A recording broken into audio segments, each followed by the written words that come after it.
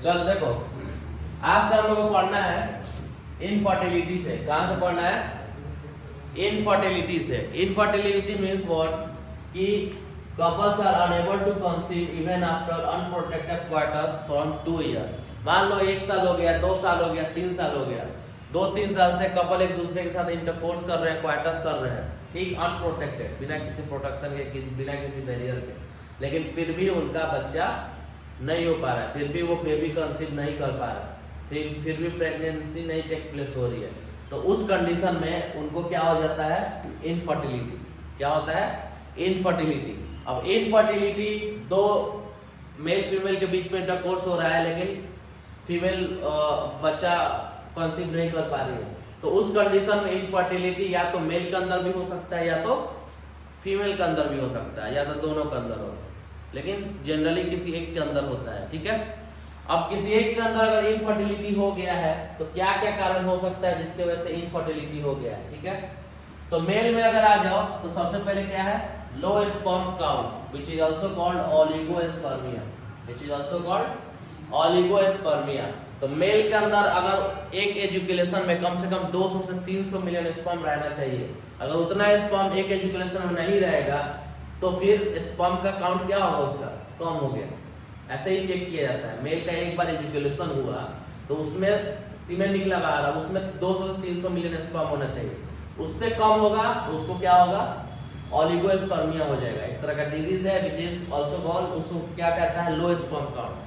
तो इस कंडीशन में भी मेल क्या हो जाता है?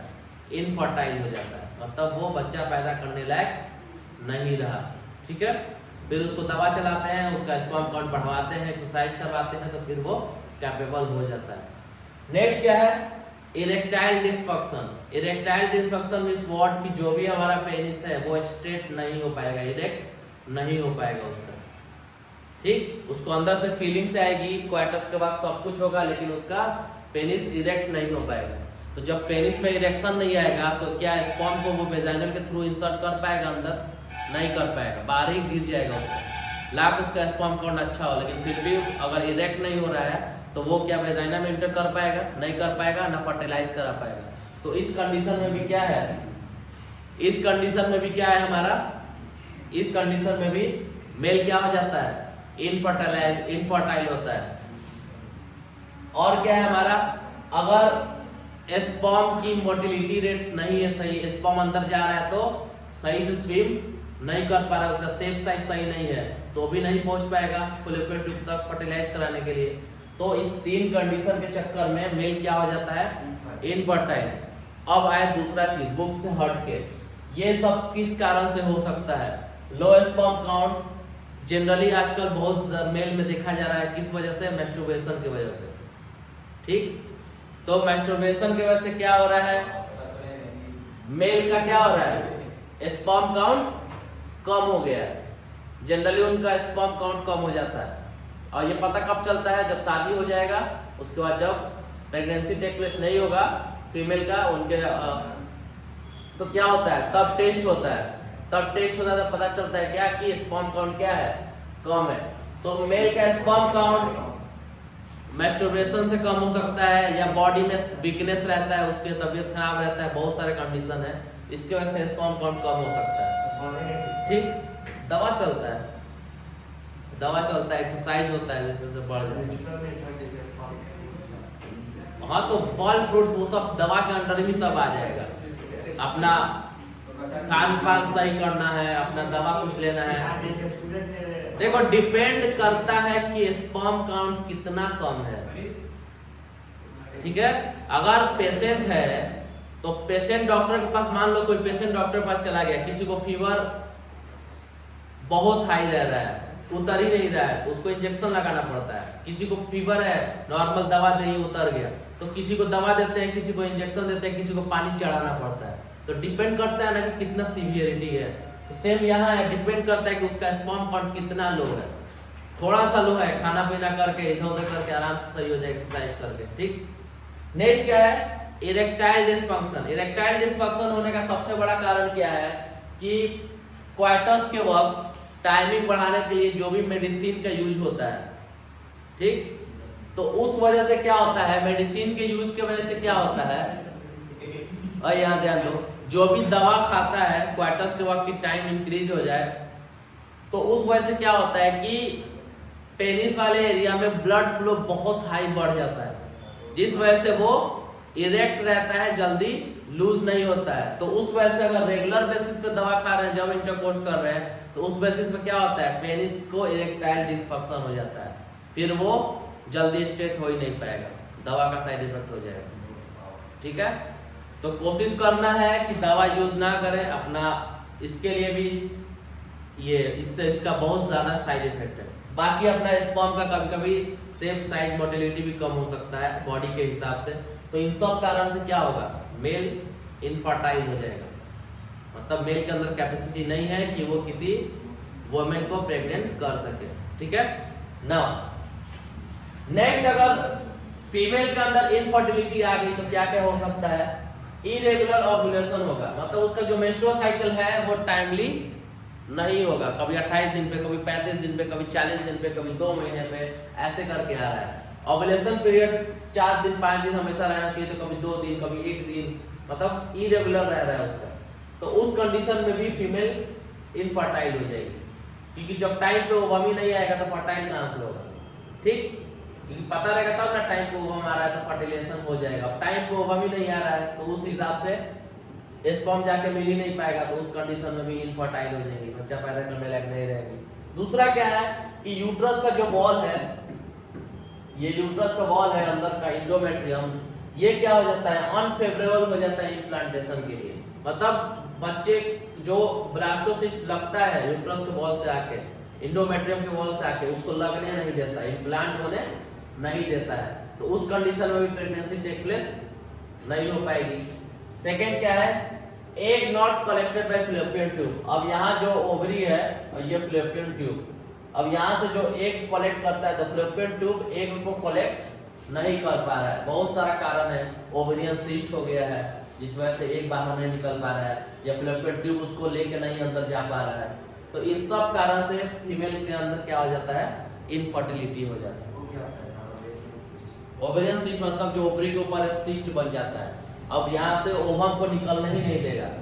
ठीक है, बाहर से पूरा समझो कि पूरा सीमेंटेड हो जाता है सिस्ट टाइप का। अब यहाँ देखो, तो इन सब सारे कंडीशन से क्या हो रहा है, इनफर्टिलिटी मेल और फीमेल के अंदर बढ़ रहा है। फीमेल के अंदर भी इनफर्टिलिटी बढ़ने का कारण है खान पान सही नहीं है, ठीक, सही से खाना पीना नहीं कर रही है, या कभी कभी हो जाता है कि अनप्रोटेक्टेड क्वार्टर्स किसी के साथ हो गया, और या हस्बैंड के साथ ही अनप्रोटेक्टेड क्वार्टर्स हो गया और बच्चा नहीं करना है तो दवा खा लेंगी, या अभी जितना पढ़े थे पीछे ओरल पिल्स खा लेना, ये सब क्या करता है, बॉडी को साइड इफेक्ट करता है, जिस वजह से भी ये सब चीजें हो जाती है, जिस वजह से भी वो इनफर्टाइल हो जाती है। ठीक, तो इन सब कारण से मान लो अगर बच्चा पैदा नहीं कर पाई, इनफर्टाइल हो गई, तो खुद का तो बच्चा नहीं हो पाएगा, और अपना बच्चा अपना ही बच्चा होता है।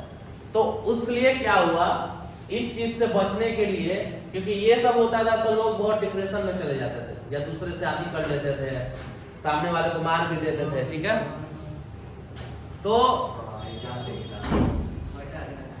तो इस कंडीशन में क्या होता था कि मान लो कोई प्रेगनेंसी टेक प्लेस करने के लिए नहीं है, तो अगर मेल नहीं है फीमेल नहीं है, तो क्या होता था कि वो किसी और से शादी हो गया, या कोई एक और शादी कर लिया, या किसी को मार दिया इस कंडीशन में। तो इससे बचने के लिए, इनफर्टिलिटी बचने के लिए आया क्या, असिस्टेड रिप्रोडक्टिव टेक्नोलॉजी, ART। ये ART टेक्नोलॉजी क्या करता है कि जितने भी इनफर्टाइल कपल्स हैं, ठीक, उनको कैपेबल बना देता है कि वो चिल्ड्रन कंसीव कर सके। जितने भी इनफर्टाइल कपल हैं उनको कैपेबल बनाता है कि वो चिल्ड्रन कंसीव कर सके, मतलब वो प्रेगनेंसी टेक प्लेस फीमेल के अंदर हो सके और मेल भी कैपेबल हो सके। तो इस कंडीशन में क्या है, कुछ तरीके हैं। ठीक, अब देखो असिस्टेड रिप्रोडक्टिव टेक्नोलॉजी में क्या है कि जो भी कपल्स हैं इनफर्टाइल, उनको बना देता है कैपेबल बच्चे पैदा करने के। ठीक है, इस कंडीशन के लिए एक डोनर शब्द का यूज आता है, ठीक। स्पर्म काउंट अगर मेल का सही नहीं है या मेल का स्पर्म सही नहीं है तो उस कंडीशन में एक हेल्दी स्पर्म डोनर का स्पर्म फीमेल के ओवम से फर्टिलाइज कराया जाता है, मतलब उससे ऐड कराया जाता है, ठीक है। तो अगर किसी मेल का स्पर्म काउंट सही नहीं है या उसका स्पर्म सही नहीं है और वो इनफर्टाइल है मेल, तो उस कंडीशन में किसी हेल्दी डोनर का हर हॉस्पिटल में स्पर्म रहता है। लोग कुछ डोनेट करते हैं तो डोनर होते हैं कुछ, तो वहां से वो स्पर्म उस हेल्दी डोनर का स्पर्म फीमेल के ओवम से मिला दिया जाता है और फर्टिलाइज करा दिया जाता है। अब मिलाने का बहुत सारा तरीका है, तो जो फर्टिलाइजेशन है वो क्या होता है, इन विट्रो होता है और एक इन विवो होता है। Fertilization outside of body of female और fertilization inside of the body of female. Fertilization क्या हो रहा है, फर्टिलाइजेशन मींस व्हाट, स्पर्म और जाइगोट का मिलना, दैट इज कॉल्ड फर्टिलाइजेशन। तो स्पर्म और जाइगोट या तो बॉडी के बाहर मिला रहे हैं या तो बॉडी के फीमेल के अंदर मिला रहे हैं। क्या क्या तरीका है बॉडी के बाहर मिलाने या अंदर मिलाने का, तो एक तुम लोग शुरू से जानते हो इसके बारे में, टेस्ट ट्यूब बेबी प्रोग्राम, ठीक है। कि एक टेस्ट ट्यूब होता है जिसके अंदर मेल का स्पर्म और फीमेल का ओवम, मेल का स्पर्म और फीमेल का, मेल का स्पर्म और फीमेल का ओवम, इन दोनों को एक टेस्ट ट्यूब में मिलाते हैं। जैसे ही जाता है पास में मिलेगा तो क्या बनाता है, जाइगोट। अब ये जो जाइगोट बन गया टेस्ट ट्यूब में, उसको क्या करते हैं, फीमेल के बॉडी में इंसर्ट कर देते हैं, ठीक है। तो टेस्ट ट्यूब पे भी प्रोग्राम ये है। यहाँ फर्टिलाइजेशन कहाँ हो रहा है, बॉडी के अंदर या बॉडी के बाहर, बॉडी के बाहर। ये किसके अंदर आएगा, in vitro fertilisation, in vitro fertilisation. तो इन विट्रो फर्टिलाइजेशन में दो आता है, GIFT, ZIFT और ICSC, ठीक है। और इन विवो में आता है GIFT और AI, ठीक है। अब ZIFT क्या है, जाइगोट इंट्राफैलोपियन ट्रांसफर। इस कंडीशन में क्या होता है कि एक टेस्ट ट्यूब लेंगे, उसमें स्पर्म और ओवम मिलाएंगे तो बनेगा क्या, जाइगोट। अब जाइगोट का जो डिवीजन होता है वो क्या होता है, 1 से 2, 2 से 4, 4 से 8, 8 से 16, 16 से 32, तब ना ब्लास्टोसिस्ट बन के इम्प्लांट होता है यूट्रस से, ठीक। जाइगोट का क्या था, जाइगोट का क्या था हमारा, मान लो कि यहाँ पे मान लो क्या है, यहाँ पे मान लो ओवम है तो स्पर्म आके यहाँ मिलता था तो जाइगोट बनाता था। अब ये जाइगोट डिवाइड करते करते यहाँ तक में 8 सेल में डिवाइड कर जाता था, कम से कम 8 से 16 हो जाता था। और यहाँ जब पहुँचता था तो कितने में हो जाता था, 32 में डिवाइड हो जाता था, तब मैं यहाँ से आके लगता था, ठीक। तो जब जाइगोट इसके अंदर बन गया और जब 8 सेल स्टेज तक डिवाइड हो जाता है, कितना, 8 वो सेल डिवाइड हो जाता है, तो उसको उठाते हैं 8 सेल स्टेज को और उस जाइगोट को कहाँ ट्रांसफर कर देते हैं, कहाँ ट्रांसफर होगा, फैलोपियन ट्यूब में ट्रांसफर होगा, क्योंकि 8 सेल स्टेज है ना, तो कहाँ ट्रांसफर होगा, फैलोपियन ट्यूब में।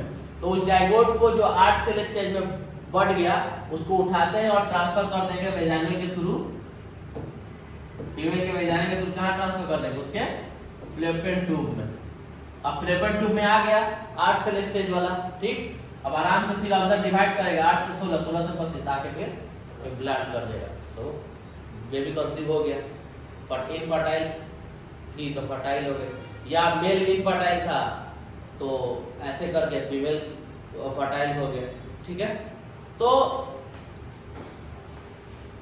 ये क्या था हमारा, जाइगोट इंट्राफैलोपियन ट्रांसफर, ठीक है। अब देखो जब 8 सेल से ज्यादा डिवाइड हो गया, 8 से मान लो 16 पे पहुंच गया, ठीक, तो उस कंडीशन 16 से 32 पे पहुंच गया डिवाइड करते करते बाहरी टेस्ट ट्यूब में, तो उस कंडीशन में उसको कहाँ ट्रांसफर करेंगे, फैलोपियन ट्यूब में कि यूट्रस में, कहाँ उसको छोड़ेंगे, यूट्रस में, क्योंकि यूट्रस में नेचुरल कंडीशन में जब डिवाइड होता है तो 16 से 32 आने के बाद कहाँ चला आता है, यूट्रस में चला आता है।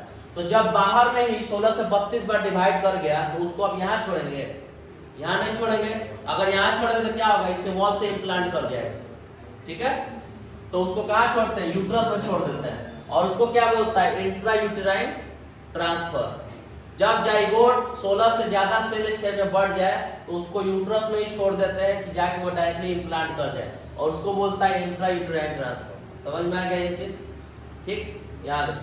नेक्स्ट क्या है, अब देखो ये टेक्निक कब होता है, जब मेल कैपेबल नहीं है फर्टाइल करने के लिए। जब मेल कैपेबल नहीं है फर्टाइल करने के लिए, उसको कोई भी उसका लो स्पर्म काउंट हुआ है या इरेक्टाइल डिसफंक्शन हो गया है, उसका स्पर्म सही से जाके फर्टाइल नहीं कर पा रहा है, लेकिन फीमेल है फर्टाइल, तो उस कंडीशन में क्या है कि ये टेक्निक का यूज किया गया कि भाई टेक्निक के हेल्प से आपका ही स्पर्म होगा या किसी डोनर का ही स्पर्म होगा, लेकिन आर्टिफिशियली अंदर इंसर्ट कर दे रहे हैं।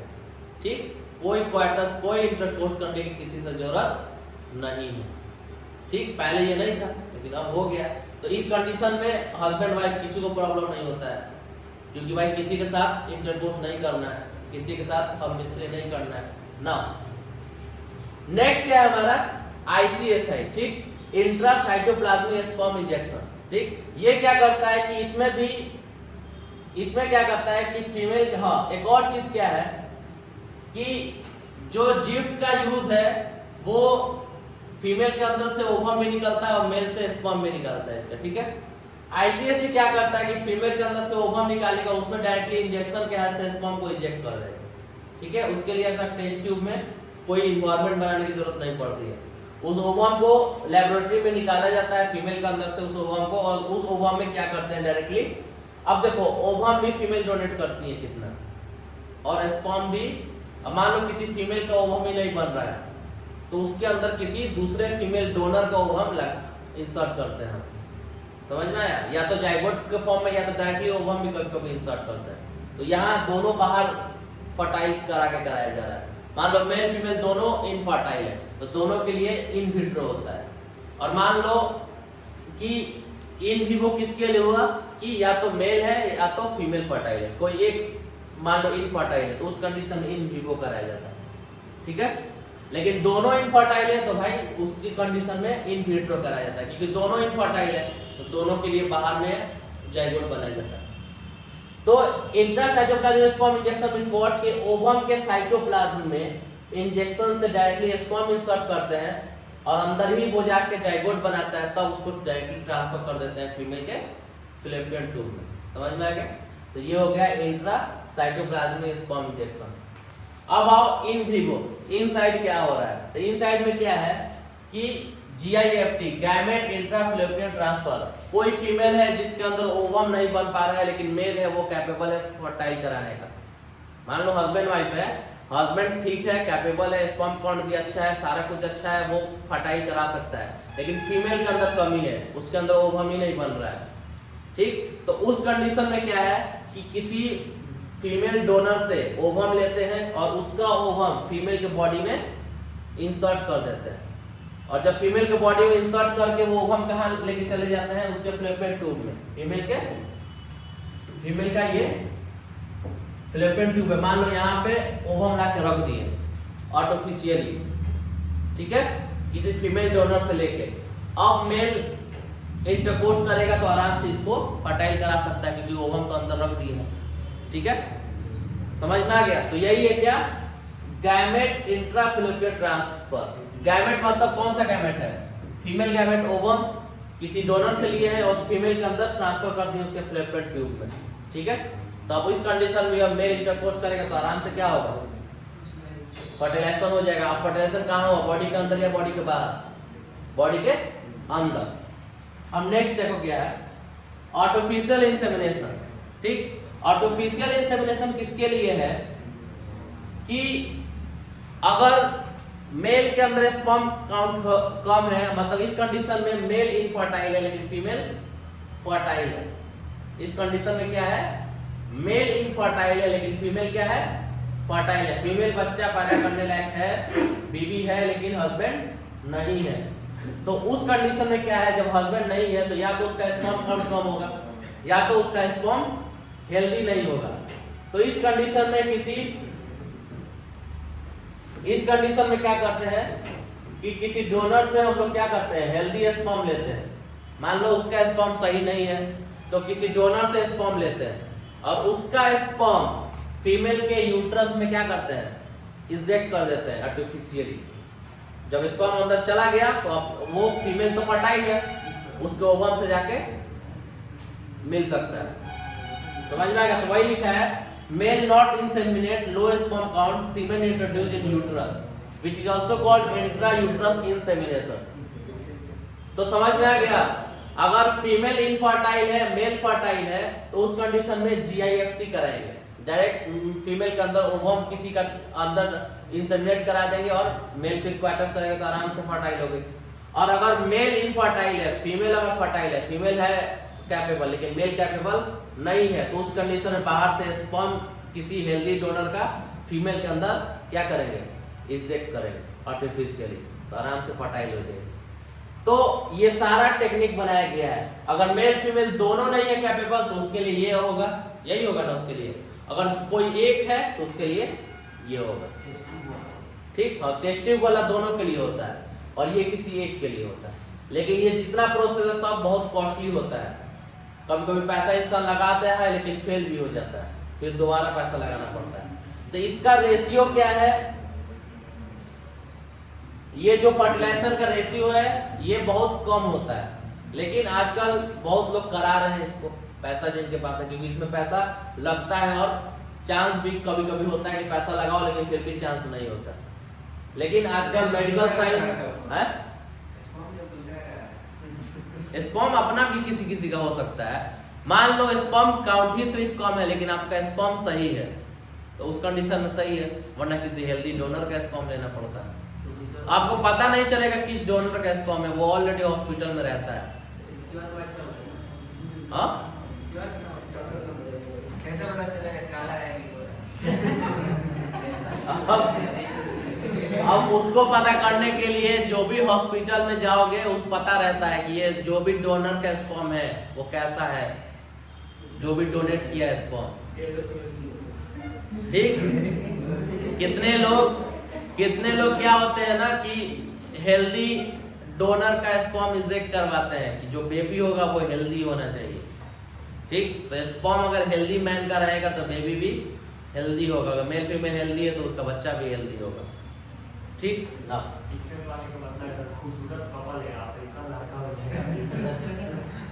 अब देखो जहाँ रहेगा वैसा ही इंसान का डोनर का स्पर्म मिलेगा। बिहार में कराओगे तो यहाँ के लोगों का डोनर का मिलेगा। तो ये समझ में आ गया टेक्निक पूरा। यही है हमारा कि अगर कोई इनफर्टाइल रहेगा तो उसके लिए ये टेक्निक है। दोनों इनफर्टाइल है, दोनों के लिए ये टेक्निक है। उसके लिए आर्टिफिशियली बनाया गया है सारे, कोई इंजेक्शन टाइप का नीडल बनाया जाता है जो कि स्पर्म को अंदर डायरेक्टली वेजाइनल के थ्रू इंसर्ट कर देता है, ठीक। सारा गायनेकोलॉजी करती है डॉक्टर, ठीक। बस हो गया चैप्टर आप लोग का खत्म। रिप्रोडक्टिव